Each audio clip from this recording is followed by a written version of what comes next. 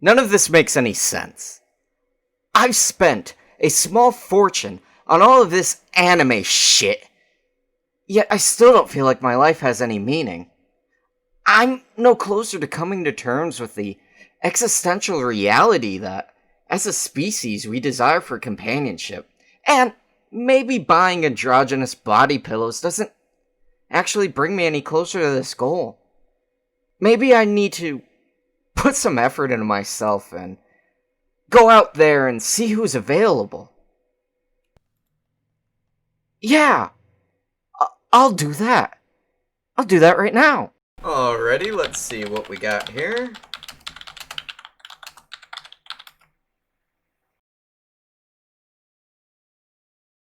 Alright, that looks like shit. Let's try this one. What the fuck is this shit? This is just real people. Fuck this.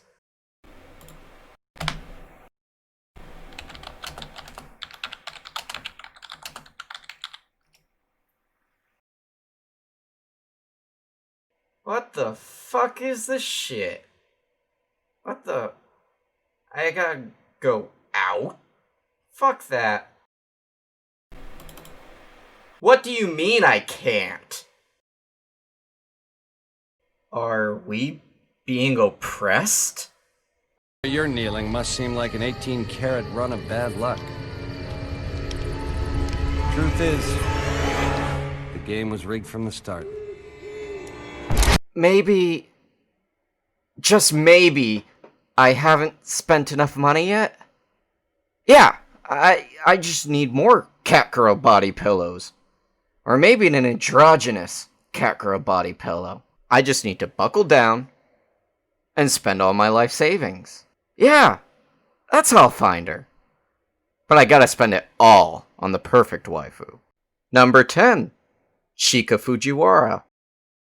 Kaguya-sama, Love is War. At a somewhat controversial spot in this list is Chica. But that doesn't mean I like her any less than the others. I just put her on the bottom of this list because I like her less than the others. Chica is the perfect candidate for waifu material due to her infectiously bubbly personality and her somewhat impish nature, making her an exciting waifu. On top of that, she speaks 5 different languages, with one of them probably being English. So you don't even need to speak Japanese to have a shot with this one. Chica is also just adorable. Look at this 3D woman trying to emulate her.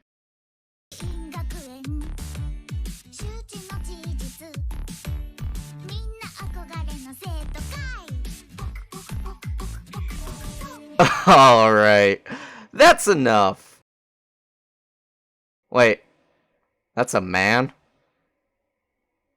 Well, it's hard to tell with anime girls, you know? Chica is also a world-class pianist, which means she knows her way around an organ. Oh god, I'm losing them, aren't I?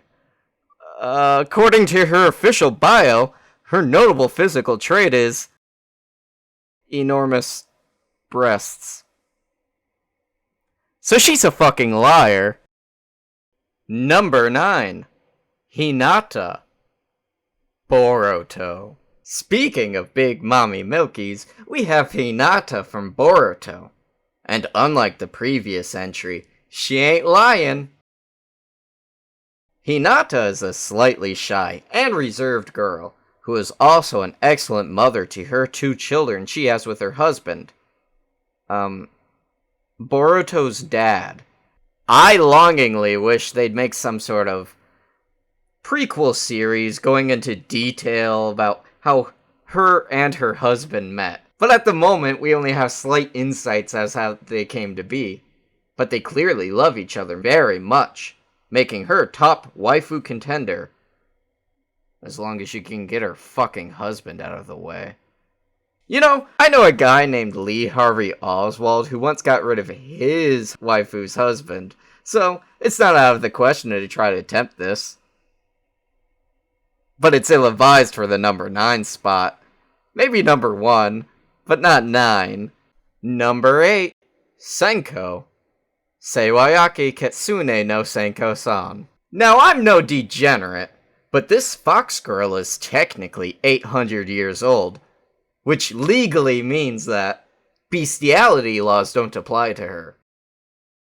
Seeing how this is the case, it would be greatly appreciated if the great state of Ohio would stop issuing warrants for my arrest. Senko is peak waifu material, as one of her main jobs is to remove the darkness from your life and fill it with happiness. Every girlfriend I've ever had has done the opposite. She's an extremely caring waifu, and if you're extremely desperate, like I am, the anime even has clips of her talking directly to you, and if you edit them just right, you can bring Senko out on a date with you. Except, I got kicked out of my local Arby's for taping my iPad to my Senko body pillow. So, you've been warned. What do you mean I can't bring my girlfriend in here? That is racist, sir. I want to talk to your fucking manager. Damn straight I want a coupon for next time.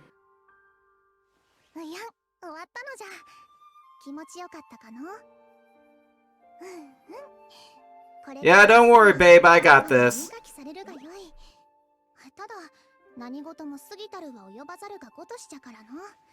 Number 7. Asuna. Sword Art Online. No waifu tier list is complete without Asuna.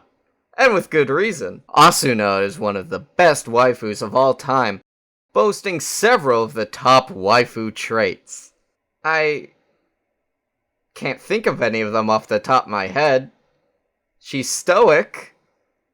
That's not a personality trait. Oh shit. Alright, you caught me. I'll just come out and say it. Asuna's hot, but I'm not superficial, so let me use other people's words to describe her personality. Committed. Loyal. Modest. Legs for days. Really fucking hot. Did I mention she's a good cook? Now people won't think I'm sexist. I only really have 2 problems with Asuna. Now she's gorgeous, but she's lacking that thickness that I expect in most of my top tier waifus. And she isn't related to the protagonist in any way. Huh, if only there was a character. Number 6. Sugoha. Sword Art Online. Now that I think about it, fuck Asuna. I can't name a single advantage she has over Sugo. Sugo's upbeat and outgoing, which can easily equate to being a freak in the sheets. We already know she's into roleplay, so if you ever get sick of boning the real deal, you can always sleep with that hot elf, and it's still not cheating. And unlike some people, you won't have a child immediately afterwards. Probably best to not have any children ever, actually. Having your sister as your waifu has plenty of advantages, such as not needing to meet her parents, since they're more than likely yours. And when you're ready to pop the question, what parent is gonna say no to their own child? Plus, you've been living together this long, so what's a few more years? What if you had 2 sisters? I should probably talk about that famous twin pair. Number 5. Ashley Olsen. Ritoro Sween no Bokuden. Ashley Olsen is one of my favorite waifus from the Olsen twin isekai light novels and anime series. Unlike her horribly unlikable and unattractive twin sister Mary-Kate, Ashley is prime waifu material due to her tenacity and spirit in the face of danger. I honestly have to commend Go Nakai for his character designs on this one. This is peak 90s waifu aesthetic, before that moe shit came and just ruined the fucking industry. Honestly, just look at the designs of these two compared to that shit moe anime ReZero. I mean, just fucking look at them. Do they think we're stupid that they have to color their hair different to tell the difference between the two? I can tell the difference between Mary-Kate and Ashley. Why can't they do that with these two? It just goes to show that 90s anime is superior in every single way possible. Number 4. Griffith Berserk. Now, I've never watched Berserk because the anime looks like this. But then I googled best anime characters and I saw tons of people talking about Griffith. So I added her to this list. Now from the character design perspective alone, she looks pretty striking, with a white, angelic aura about her, which contrasts nicely with the main antagonist of this series. And sorry if I butcher this name, Japanese is pretty hard. Gats? I looked at some pictures online, and it looks like Griffith is trying to become the queen of Dark Souls. And Gats doesn't like that, so they fight a lot. Honestly, I don't think there's enough to this story for me to even delve into. It's only been going on for a few years. Number 3. Indigo White. Boku no Oni-chan. Now I know what you're thinking. Simpai, you can't put a hentai character in your waifu list. But there's technically a workaround, as this is not actually a hentai. You see, it's an episodic ecchi series, and since you never see any phallic objects, it cannot legally be considered hentai. Now, where was I? Oh yeah. Indigo White is one of the best waifus for a variety of reasons. She has a shy yet friendly demeanor, and one of the cutest smiles ever put to the medium of animation. Just look at her adorable moe design. Plus, have you seen how many references are in her anime? This show changes her character design almost every episode, which makes this slice of life comedy one for the entire family. The entire family. Number 2. 02. Darling in the Franxx. Of course 02 is gonna get a high spot on this list. Just look at her. She's so fucking cute. Everything about her design is perfect, from her little horns to her little tie thingy.